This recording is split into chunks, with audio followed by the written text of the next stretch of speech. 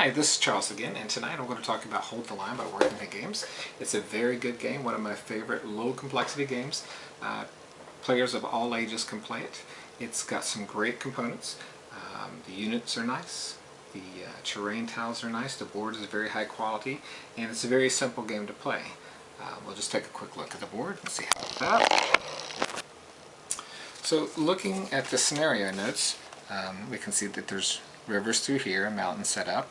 We also have a combination of fence line and entrenchments and mountains and things like that set up all through here. So the gray units are 2 power, they're militia. The blue are infantry, and that E means that they're an elite unit. Elite unit here, 4, it's not elite, just a regular 4. Star means a leader, 4, 4, 4, 4, leader, 4, 4, and a unit of 4 stacked with an artillery. That's basically, except for dragoons, which are down here, which are kind of weak. They're down at 2 power. You've got some lights, which can move 2 spaces.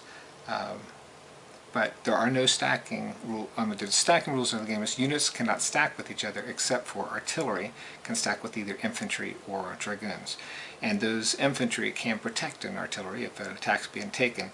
Those infantry basically absorb the hits, protect the artillery as it's doing its damage. So looking at the game, you have a base AP for each side. The Brits might have 2, the Americans might have 3. And at the beginning of your turn, you roll a die, and it's a 1, 2, or 3, and that 1, 2, or 3 is added on to the value of your AP. So say the British started with 4 AP, and we rolled a 3, we would get 7, either move or fire. Now infantry can move 1, artillery can move 1, dragoons can move 2 or 3, I can't remember. But the rules are you can either move or fire. In the base game for infantry and artillery. So the way it works is if a unit is here and he moves, that's it for that unit. If he fires, he hits on a 6. So firing to here would be a 5, 6. The further away he is, he hits on a 6. Most all terrain in the game adds a +1 to the protection, so firing from here, this unit would be completely protected because he would hit on a 5, 6 or a 6, and then -1 for the terrain there, and that means he can't hit. So it's very easy to remember. You always roll 3 dice, except for the advanced rules with the elites. You get an extra roll. You can also do saves on the elites, which are nice. But for the most part, anybody can play this game. It's very approachable, it's very understandable. It talks about things that people know a lot of history about. You've got scenarios from Trenton and Bemis Heights, Brandywine, all kinds of great scenarios in here. There's about 9 or 10 in the whole game. So going for an attack, we'll just do a simulated move here. So we've got 7 APs to use.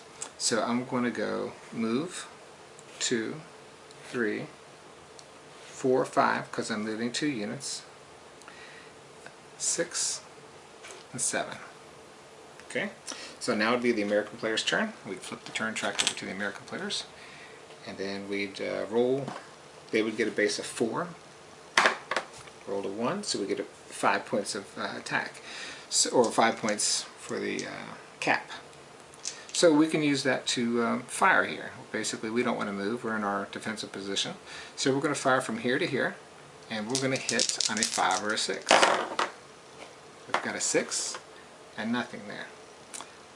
So he flips over to a 3, and this unit here will attack.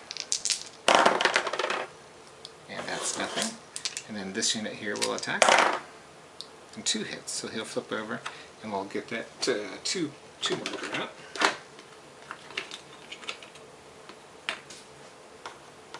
Place that.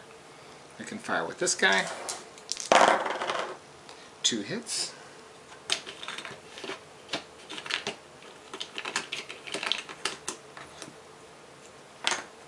Okay, so that's 4 of our action points. We've got 1 left, and we will fire with this cannon here.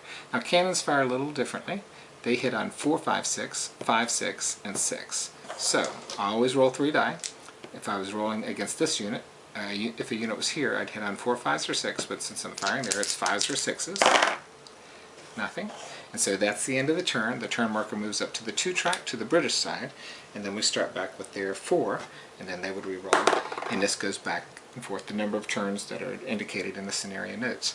It's a really good game. You can actually make your own scenarios. I was kind of excited about seeing some more customization with this game. But it really just kind of, I guess it didn't get the support where people could create it and put it out there to be accessible like the Days of Wonder website. But there's a lot of flexibility here. There is also an expansion with the Rogers Rangers, which is really nice. They have special extra abilities. There's advanced rules in the game where you can do morale checks for retreats. Artillery on a hill gets to shoot extra. There's leader special rules. But anyways, there's a lot of good things that can happen in this game, but the best part of it is you can start with the basic game and still have fun and just play the basic rules and not worry about the advanced stuff. And then as you get more experience in the game, you can start doing the things like the morale checks. And it has a really nice flavor for the era because it wasn't like machine gun fire across a field, it was actually point blank fighting. So once you get into the close combat and the morale checks and you're facing bayonets across the field there, across the fence, you know, these guys are coming at you. It really has a good flavor to it. So I hope you get to a chance to play the game. It's really good, and I hope you enjoyed the review.